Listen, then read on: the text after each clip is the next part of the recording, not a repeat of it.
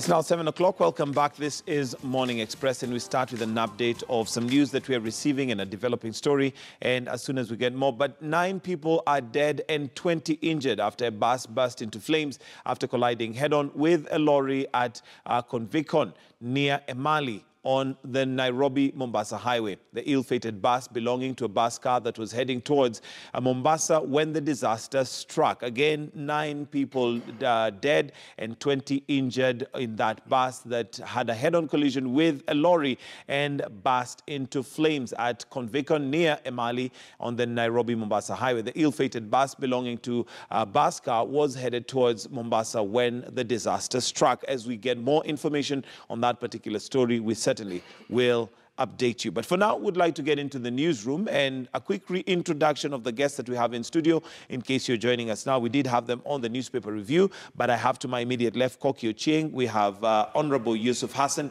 and Caleb Atemi, basically just to look at, well, the newsroom. And the newsroom is where we self-critique. We look at some of the stories that we have run, how we have handled them. Are there angles that possibly we could have looked at differently, and also just see what it is that we'd expect. We welcome you to participate in this conversation, and you can do that via social media. The Twitter handles are going to be displayed as we carry on. The hashtag is Morning Express KTN. So, on to the newsroom, and one of let's start off with a critique that we got from the Secretary General from Jubilee, and that is Raphael Tuju. And basically, on one of his admissions, he was saying that the media in Kenya thrives on negativism, and especially warring parties. And that obviously, in this case, would probably be Jubilee and NASA, which has not been happening for a while. But he was saying that now the media needs to concentrate on other things, now that that seems not to be happening. Let me start with you, Caleb, on your thoughts on that, on whether he is accurate on that, or basically maybe view it differently. Tuju is a former journalist, and he should know that every journalism school tells you that when a dog bites a man, it's not news. But when a man bites a dog, it's news. Media all over the world thrive on tension, on conflict, on controversy. That's what, for many years, has been selling newspapers and television viewers attracted to stations and radio. So you should know that if they don't put the house in order, they continue fighting each other. We shall keep focusing. But does that mean that if there was a general semblance of peace and there wasn't warring factions, then we have no news to report? Of course, there will be news to report. All I'm just saying is that the more controversial the issue, the more attractive it is to the media. But if they begin being development-oriented, now that the handshake has taken place, if they reveal to the world what the handshake is all about and what is going to be useful to people, the media will have no choice but to report. So, to report that. Yes. Honorable Yusuf, do you agree? You're a politician, and many times politicians accuse us, the media, of being unfair to politicians and, misquoting them and all that. But sometimes there's that controversy. Do you agree that maybe right now, with this atmosphere that we have, we should be concentrating on other things? Well, I mean, the old adage is that if it bleeds, it leads. News kind of is pushed by dramatic developments.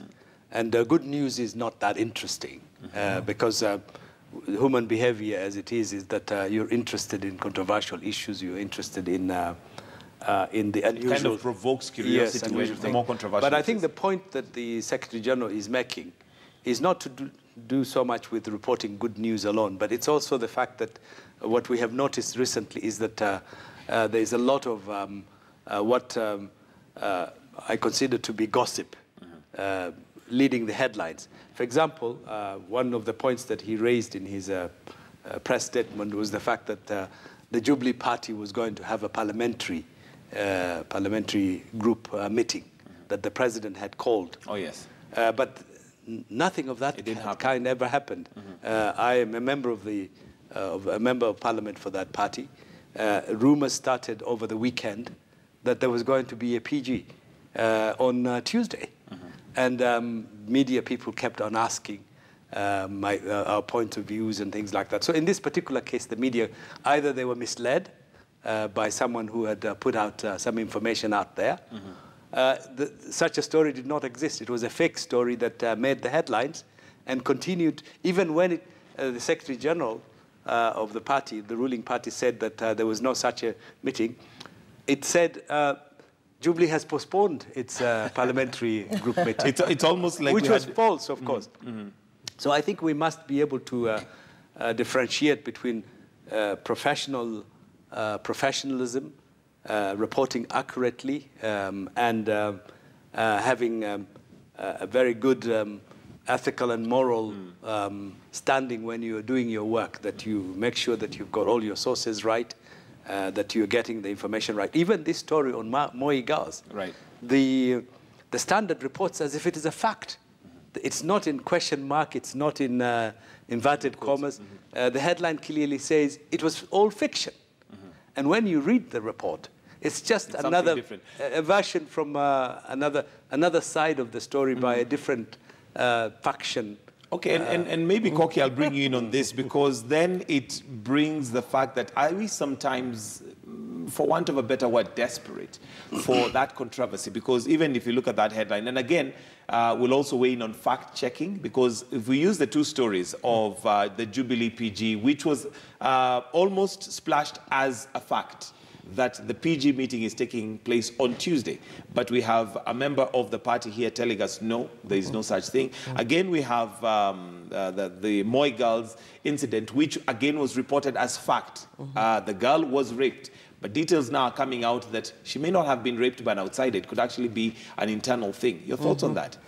Okay, first and foremost, I think it goes back to the argument of how opaque our organizations, and I would like to look at Jubilee Party or any political party as an organization, in so much as it might not be so strengthened as an organization. It's always the responsibility of the organization to take note of whatever crisis that would come along, or whatever controversy that would come along, and have centralized communication. Because if, for example, the rumor started over the weekend, it would have been the responsibility of the organization to more or less quell the rumors. Right. Yes. The other thing about media is the sources. Who are these sources? I mean, and when you get information from one source, if it's a rumor, who then confirms that information? So I don't know whether the context of the press conference was more or less a confirmatory of, or a denial of what was happening, but more or less, I think that at the end of the day, depending on the sources, because what do media do? Let's be honest, like Atemi said, we go with the lead story. What bleeds, leads. So it is not for media to play PR for organizations that have controversy, that are getting stigmatized because of maybe the way they are being reflected. It's more the responsibility of the organization. But the question of fact-checking, because Atemi, at the end of the day, by the time you're putting on your publication that there's going to be, for example, a PG, and it's not reported as though it has been said or alleged, it's a fact. Shouldn't there be a threshold whereby by the time it gets to the headlines or it gets to be written in the papers, it is verified? Because then we stand a chance of losing credibility. Number one, the media must avoid single source. Multiple sources always makes a story safer. Each party has got a Secretary General, and there's a hierarchy. So you could pick 6 or 7 people to talk to. If the 7 of them don't agree there's a PG, then that story doesn't or you can still report it in that there is a disagreement in that regard. Yes, but at least have multiple sources, not 1, not 2. In this case, 6, 7, or 8 sources. Okay, Mheshimiwa? Well, I think here the question is very simple. This was speculation. Whoever was given that story was being used by someone else to articulate a particular position. The second thing is that PGs do happen all the time. There's nothing special about them. Again, parliamentary group meetings go through the majority leader in parliament. They could easily have called the majority leader, who is very accessible to the media, who is actually a media person, a newsmaker. Media-friendly person. Yes, so there was absolutely really no reason in an editor or a reporter picking up the phone and saying, is this really happening? And that would have been the end of the story. But this actually reflects a deeper crisis in our media, in the sense that there's a lot of sloppiness, there's a lot of unprofessional activities. On the whole, actually, the media is doing a great job, and it has a role to play in our society. But also the journalists must protect that space to make sure that they are not abused or misused, or they don't let down their audiences by peddling untrue or unconfirmed reports that may have a bigger implication. For example, the other thing I find is that there is very little follow-up. I'm interested that, in fact, the Standard has been able to go back to this story. But if this story is as big as it sounds, why is it that no any other paper or not other media organization has picked up on it? Because it's a significant. But I commend the Standard for going back to that particular school. And there are many more other cases of that kind that we could look at. For example, the sugar crisis, the sugar issue. And I want to bring in Koki there, but I'll come to follow-up, because that's another area that we possibly are accused. And even there we have the opposition leader, Raila Odinga, in India right now, and a follow-up to the handshake. But before we get to follow-up, Koki, on a lecturer's perspective, or from a classroom perspective in terms of media, what is the threshold of having something reported? And this can even go to your own Twitter handle, for example. As a journalist, sometimes you're viewed as the authority, the one with the, the credible report. What is the threshold of having that published, whether on your handle or on the papers, in terms of fact-checking? Okay. More or less, the papers, we know it's competition to be on the first important pages. We know that, isn't it? It's competition to be on the first important pages. And therefore, you have to pitch your story, I believe, to the editor, who then makes a choice what goes on the headlines. That's not a contestable issue. But if I'm personally giving my opinion as a journalist, if there is no social media policy that requires me to align my thinking to that of the organization, then there's a challenge. But if they look at me as a brand of that institution, then I am more or less like a conduit of information to my followers, and it has to be aligned to what is in the newspaper. Okay. Atemi, let me come to you on the question of follow-up. And when we now look at these stories, for instance, the PG, we now know from Mheshimiwa and possibly from what the Sec Gen said that there was no PG right from the beginning. But that story is probably going to go that way. But there could have been a source. There could have been somebody. Because, again, we can't assume that the fact that they've said there is no PG, there wasn't somebody who had said that there would be one. But follow-up. I think our biggest weakness, even when I teach journalism, in the newsroom has been follow-up and backgrounding, which means the media, we need to look at how strong our news desks are. Because without follow-up, without backgrounding, the story dies before it even takes off. And let's take the sugar story, for instance. If corrupt individuals in government are the ones who are setting the agenda for the media, and I think they are, because they're the ones who keep leaking out information on the so-called scandals, they know that the media will jump on the story, take off with it, then the story dies because there's no follow-up.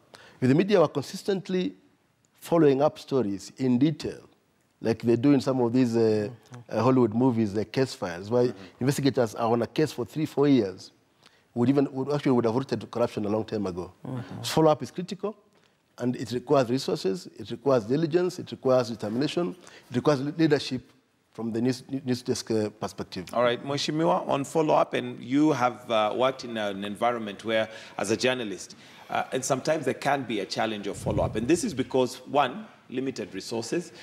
Two, you follow the story that is hot at the moment, and sometimes that is at the expense of forgetting other stories that were hot then but have cooled down.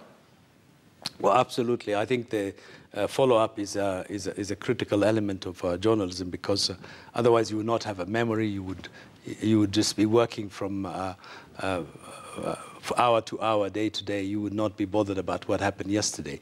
And I think that there is a certain problem here in Kenya that there is culturally Kenyans have amnesia. They don't remember what happened yesterday. They seem to move from one crisis to the other.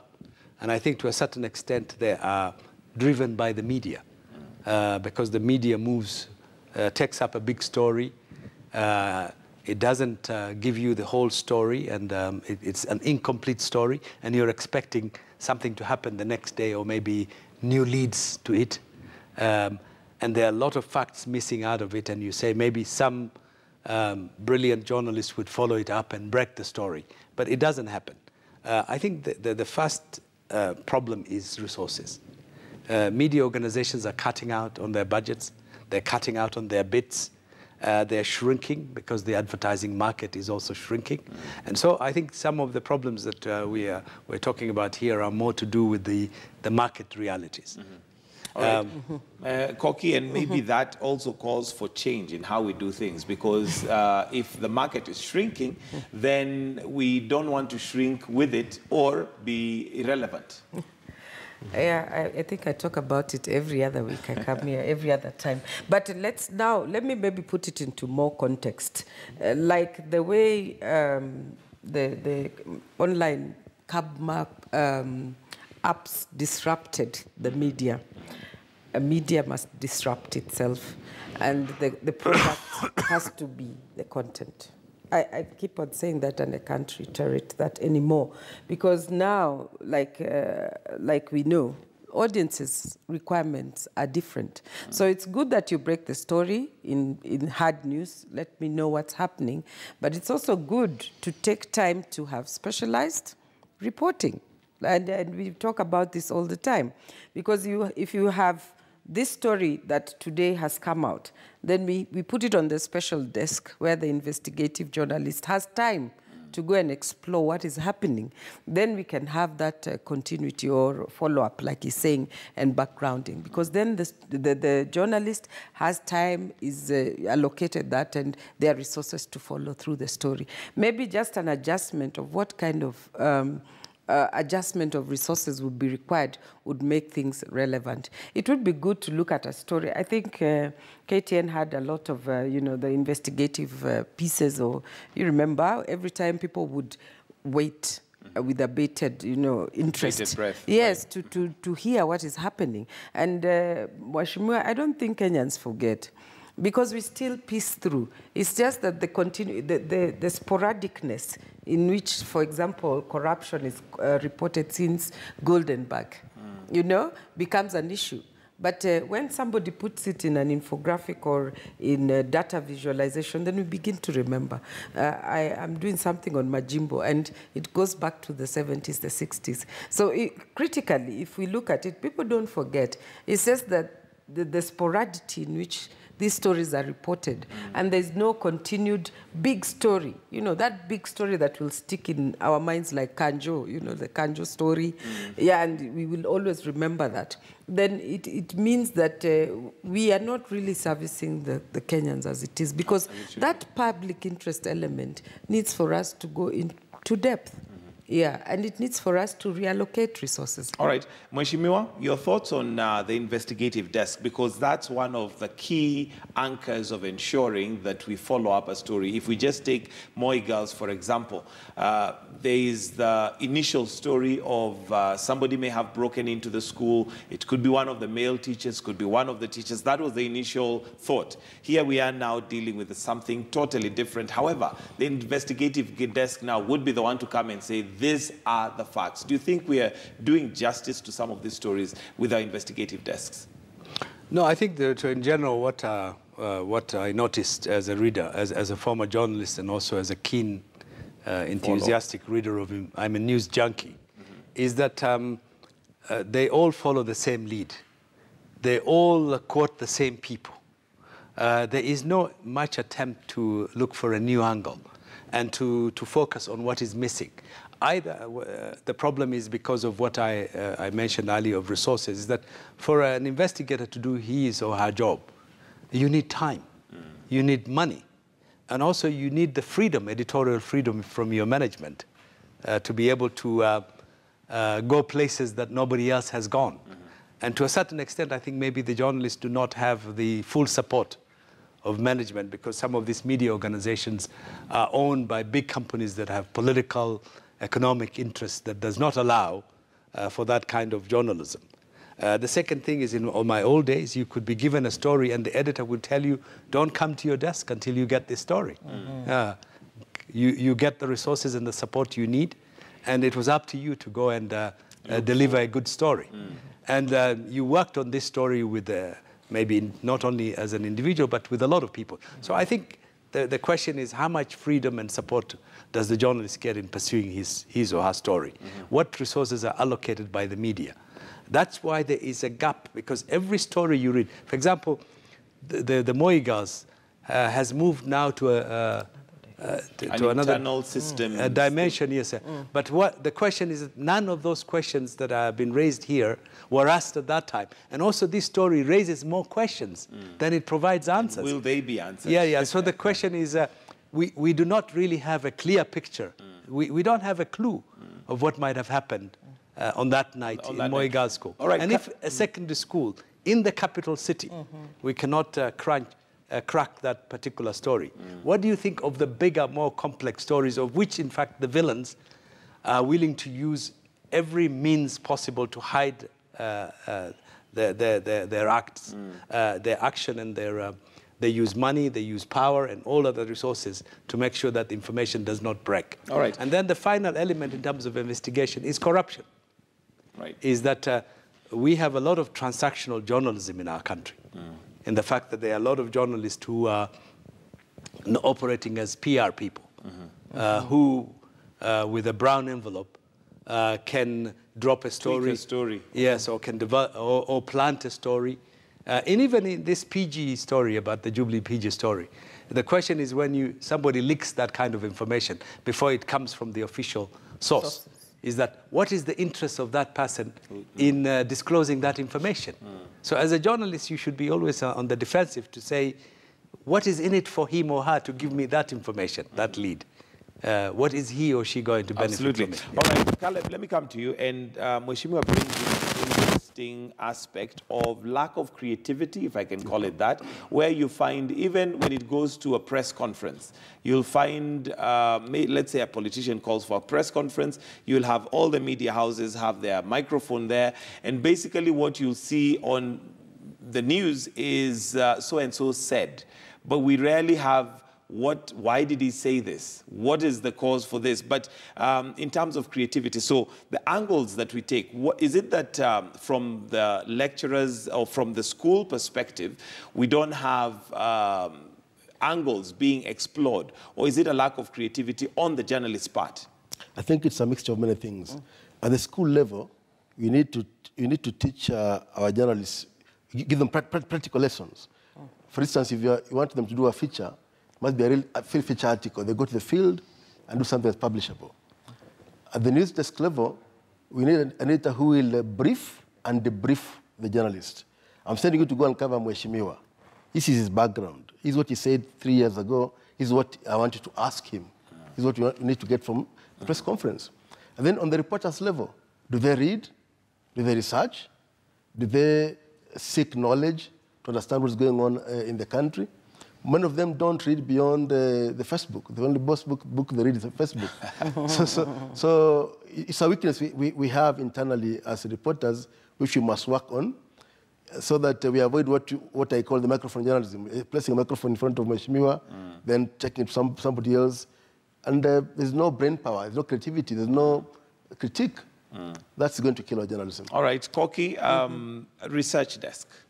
A research desk is what would give us depth, is what would give us, weight, is what would also give us what the Mwananchi who has read it on the papers doesn't have. Majority of our journalists, sorry to say, we probably report what is on the papers and, just carry on that. But do we need to develop and fund research desks in our media rooms? I think, let me comment about what Caleb said just a bit more.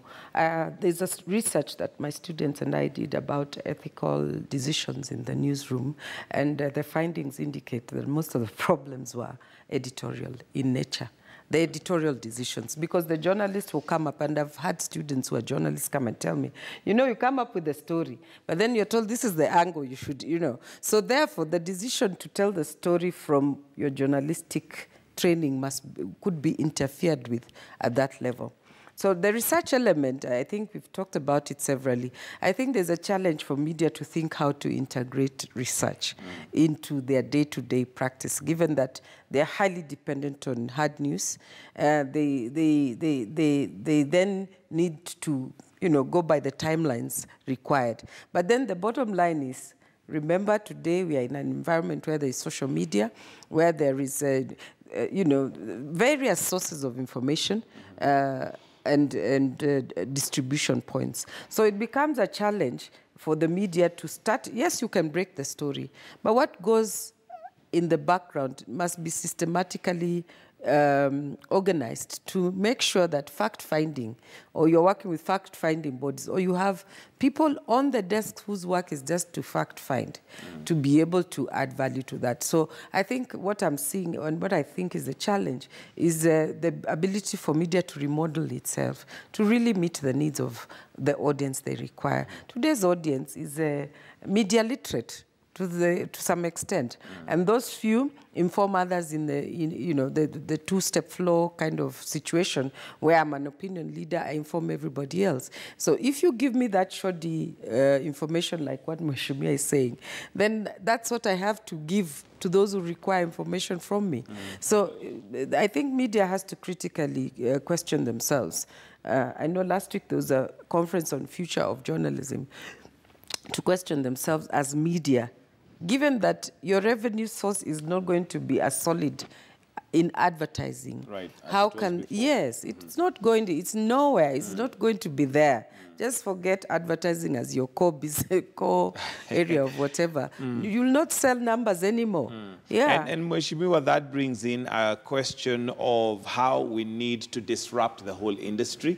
I'll use the mobile phone as an example. It disrupted the communications industry completely, where we were used to having just a landline, but now you can communicate literally from where you are. And it looks like media, we're getting there in terms of information. If we sit in the newsrooms and wait for information to come, or we're reading where everybody else is reading from social media platforms, then definitely we're going to become extinct over time. How do we disrupt our own selves to a point where now we have a new brand and have a new way of remaining relevant?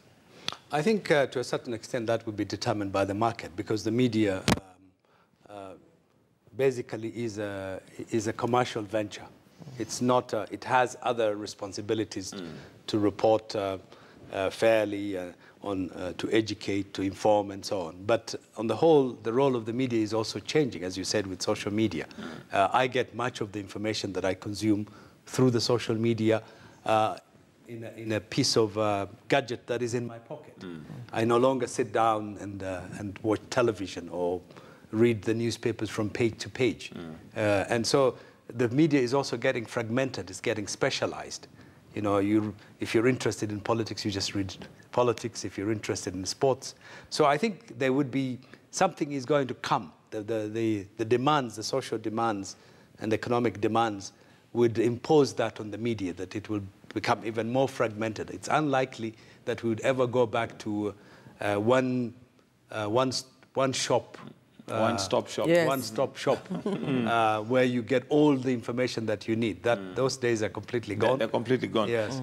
Caleb, specialization and the fact that Mheshimiwa also mentions now, because of social media and the gadgets that we have, it's true. You don't have to read through the whole newspaper to get information. You can literally just type on your search engine sports and get what the World Cup results were instantly. You don't even need the newspaper for that. So do we need to change even our newspapers to context papers as opposed to newspapers? Technology is interesting. When TV came, people said the radio is dead. The radio never died. I think it's the same with social media. There are those who will always retain the old way of getting news. My take is, let the media change with the times. Let's give the people what they need to get through the social media. Let's also retain an aspect of the old journalism where we invest in research, investigative journalism, so that that little bit that you give our viewers and our readers and our listeners can be found in detail, well investigated, well researched, for those who are interested in going the old way. That way we'll take care of all the needs. All right. Koki, as we wind up, maybe your closing comments on what you'd expect and hopefully what you'd like to see develop in the media industry. I just want to give us journalists hope that the practice remains the same. It remains a practice of gathering information, having sources, verifying information, packaging it. That remains the same. The processes need to be respected and they need to be professional in nature. What is the challenge is there is an obvious kind of the link between media's existence and journalism as a profession. So we need to be able to ask the media, in so much as they are a commercial entity, to sell the product content and not sell numbers. All right. Mheshimiwa, your closing comments? Well, I think I agree with Koki that, in fact, good journalism would always be good journalism. The profession would still be there. However, even when we go to more digitalization and technology changes and the way we receive information changes, there would always be that element that you would enjoy good reports, good writing. I remember the days when I started as journalism, we only had one TV channel in this country. We had VOK. Right. We had one national radio station, which was in English, and another one in Kiswahili, and several vernacular, local languages. And times have changed, but a good journalist would always be a good journalist, and you would always like, so we need to improve our professionalism as far as our journalists are concerned. We need to improve our regulation to make sure that journalists can report freely without any hindrances. But also there has to be some ethical compass that guides, ethical considerations that guides the profession. Because you can be the best journalist in the country and you can be the biggest media organization, but if your content is poor, you're not likely to be able to continue into the future as a broadcasting or as a media house. All right. Caleb, your closing comments. I would just urge my colleagues in journalism to read and keep reading widely, to learn to research well, and to become better storytellers. Because it shows that, according to research, storytelling is the way to go. Even marketers and advertisers are going the way of storytelling. So once they have knowledge, once they read widely, and they do proper research and backgrounding, and they're good storytellers, the jobs, I believe, will be assured. Thank you very much, ladies and gentlemen. That's Caleb Atemi, who is a journalist. We also have Honorable Yusuf Hassan, Member of Parliament for Kamkunji, and last but not least, Kok Yuching, who is a lecturer at USIU on media and communication. Thank you for joining us on the newsroom this morning.